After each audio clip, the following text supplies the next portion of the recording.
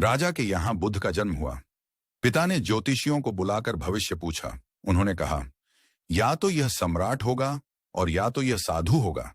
एक तरह से देखा जाए तो सच्चा सम्राट भीतर से साधु ही होता है। जब ज्योतिषियों की भविष्यवाणी राजा ने सुनी तो वे घबरा गए कि मेरा बेटा साधु हो जाए, ऐसा ठीक नहीं होगा।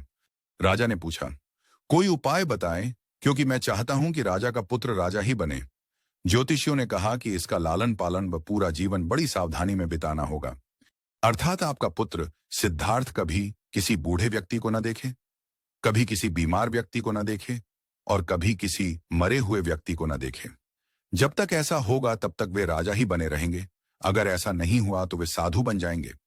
राजा शुद्धोधन ने अपने पुत्र सिद्धार्थ के लिए बढ़िया से बढ़िया, बड़े बड़े महल, अच्छे से अच्छा भोजन, दास दासियाओं और खाने पीने के सामान आदि वस्तुओं के ढेर लगा दिए।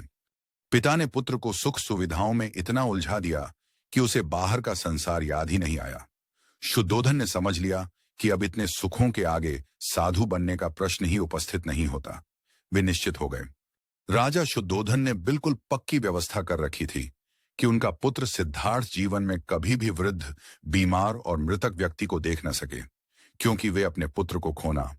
सिद्धार्थ का जीवन ऐश्वर्य और सुख सुविधाओं में बीत रहा था। उनके जवान होने पर एक सुंदर कन्या यशोधरा से उनका विवाह हो गया। विवाह हो जाने पर शुद्धोधन की आधी चिंता मिट गई। अब तो शादी हो गई, अब कहां जाएगा?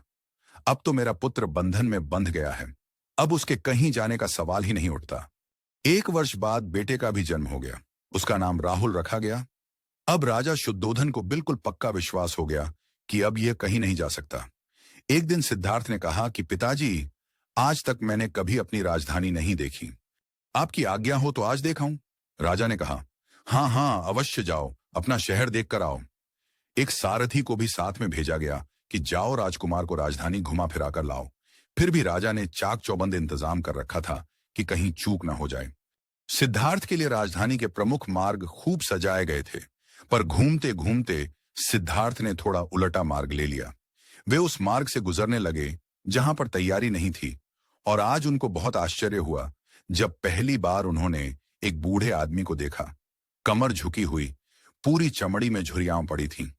वह परेशानी और दुख से बेहाल था। उसकी चाल बहुत धीमी थी।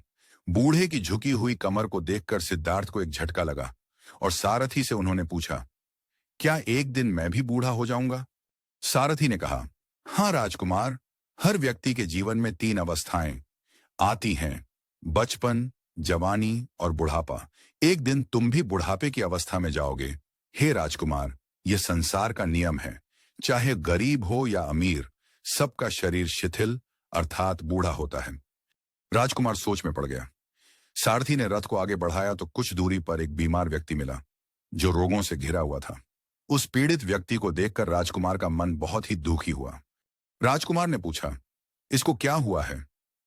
सारथी ने कहा, यह व्यक्ति बीमार है, इसलिए यह कराह रहा है। इस संसार में दुख और सुख दोनों हैं। यह अपने अपने भाग्य की बात है कि कोई दुखी है और कोई सुखी है। क्या मैं भी कभी बीमार हो सकता हूं? सारथी ने कहा, आप यह विचार अभी छोड़ दें। समय बड़ा बलवान होता है। ये सारी बातें कर्मों पर निर्भर करती हैं। चाहे राजा हो या रंक, सुख दुख सब पर आते हैं। अगर शरीर में कोई रोग आना है तो वह आएगा। यह सब सुनकर राजकुमार सोच में पड़ गया। सारथी ने रथ को कुछ आगे बढ़ाया तो सामने से 4 कंधों के ऊपर एक अर्थी को जाते हुए देखा। राजकुमार ने ऐसा पहली बार देखा था। उसने सारथी से पूछा, यह क्या है? यह आदमी मर गया है, यह मुर्दा है। जो व्यक्ति मर जाता है उसको बांधकर श्मशान भूमि में ले जाते हैं, फिर वहां पर उसे जला दिया जाता है। राजकुमार ने कहा, क्या सबको मरना पड़ता है? हाँ, सबको मरना पड़ता है। यह मृत्यु लोक है। जो जन्म लेता है उसे कभी न कभी अवश्य ही मरना पड़ता है। तो इसका मतलब यह हुआ कि ठीक इसी तरह से एक दिन मुझे भी मरना होगा।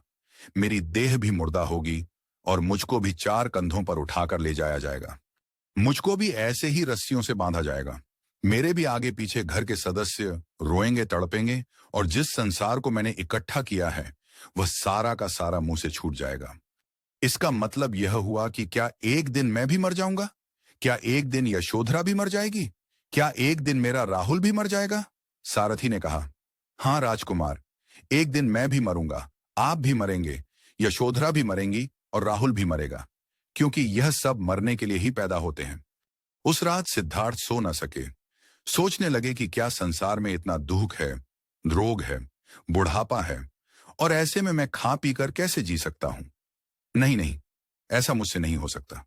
मुझे खोजना होगा उस तत्व को जो दुख, पीड़ा और शोक से रहित हो, जो भय, भ्रम और भूल से परे हो, जो अनंत आनंद से भरा हो, जिसे पाकर फिर और कुछ पाने की इच्छा न हो। सिद्धार्थ वैराग्य के शिखर तक पहुंच चुके थे। बस उसी रात को उन्होंने घर छोड़ दिया। सारथी से कहा कि नगर की सीमा से दूर ले चलो। नगर के बाहर पहुंचकर सारथी को लौटा दिया। फिर कई दिनों तक वन में चलते गए। एक घने पीपल के वृक्ष के नीचे आसन लगाकर ध्यान में लीन हो गए।